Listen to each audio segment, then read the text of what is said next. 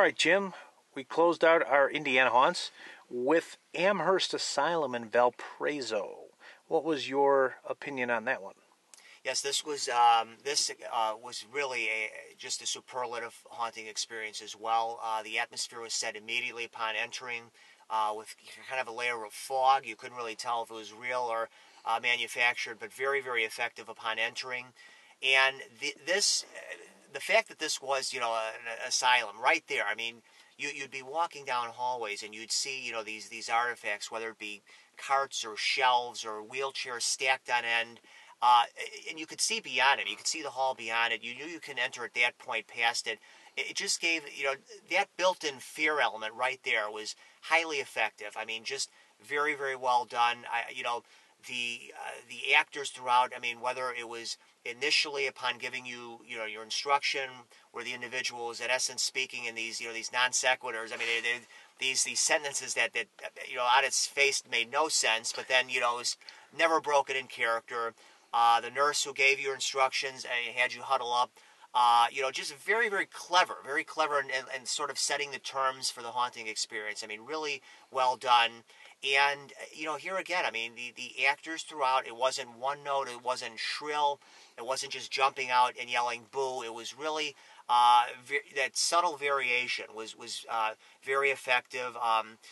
And particularly for me, one standout for sure was the elevator sequence where, the door would close and the individual appeared to be leaning into the wall, receiving instructions, and, just the right length, the right tone. I mean, it was subtle enough where, it wasn't annoying and it wasn't overlong where you wanted to get out of there. Just the right note, and really that note was maintained throughout. I mean, each scene stood on their own. You didn't feel like it was overlong. So as you're walking through, whether it be, the locker rooms or an old, like, abandoned auto factory, very clever touches. And again, nothing that ran overly long, the right length. Perfect value, really, for the money as well, lengthwise to dollars. I mean, you're not going to find much better. So again, a true classic right out of the gate. Another first for me, and absolutely a 5 chainsaw rating.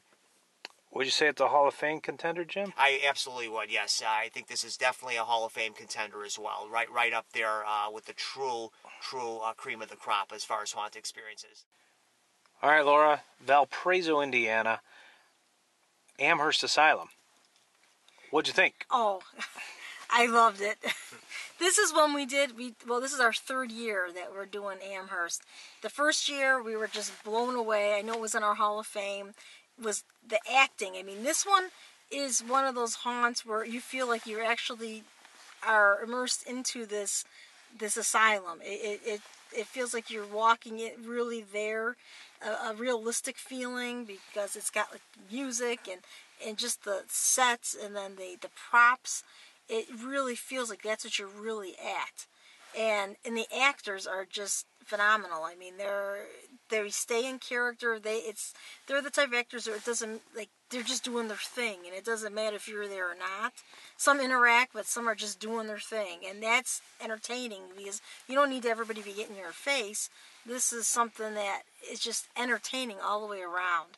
And there's this one scene where this girl, it's like lit, like it's like almost like a strobe light lit up with this white, like, what was that? Like a white, like a low almost like an ceiling, inflated ceiling. Ceiling.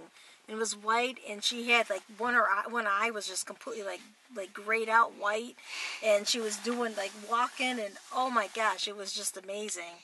And then, I mean, but everybody in there, I gotta say something about all the actors. Everybody was great. They all stayed in their characters. They were funny. This was just so entertaining. And then they had the little skunk, which he says the cat. And I love that part, too. That skunk is so cute. It's a real skunk. It's a real skunk. Real skunk, everybody. Yeah. Skunk. And I love the little skunk. I'm an animal lover, so I love the little skunk. It's a skunk. Adorable. And they said with the kitty, you're going to see the kitty and a cat, but it's adorable. And then I just can't say enough about it. I mean, I loved it again. And last year wasn't, I mean, it was still a top haunt. This year, once again, this went over. I mean, it was really, really great. definitely check it out. This is another Hall of Fame. It was in the Hall of Fame before, and it's in the Hall of Fame again for me. I loved it. It's one of those haunts I didn't want it to end. All right, Amhurst Asylum. I have to say, I went into this one with mixed emotions this year. First year we saw it was 2 years ago. We had avoided it for a couple of years because it had an asylum theme, and when it came right out of the box with an asylum theme, I thought, because asylums can be very one note. The patients are all crazy, quote unquote, which equates in a lot of haunted houses to loud and shouty, and they say the same thing over and over, get out. That's boring. And when you go from room to room, it's really boring. And when they have the same costumes all the time, usually scrubs, or hospital gowns, it's triple boring. It's boring all the way through. You want to get out. So when they say get out, you really want to, because it's not really that exciting. So we avoided Amherst. But then when we went to Amherst, the very first time, we were blown away by the sets. The backstory is this asylum's been abandoned since the 60s, and it really looks like it has been. There are rooms with real tile on the walls. There are real wheelchairs, real walkers, real old-fashioned props, desks, fans, lamps, televisions, old-time music playing, old books, everything. The light fixtures, the walls, the pictures, everything is authentic. It looks great.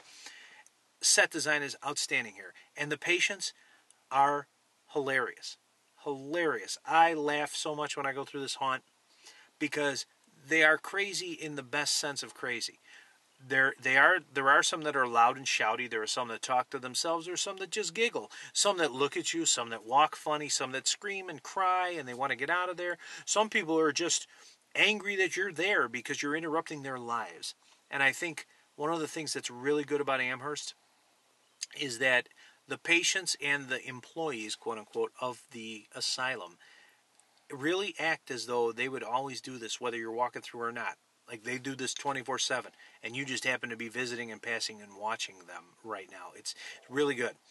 Last year, the intensity I sort of felt wasn't there. It was still a 5 chainsaw haunt, but it wasn't a Hall of Famer.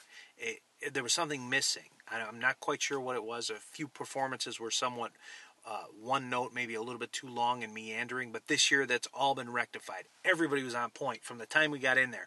I have to give a special mention to Rufus, the elevator guy. Oh. He was outstanding this year, funny. Oh, and I can't miss the very first guy and his nurses. When we walk in the waiting area, we're not even in the haunt yet. This guy he's supposed to be crazy, but he's supposed to be an orderly, if you will. And last year it became monotonous and one note and a little bit too much.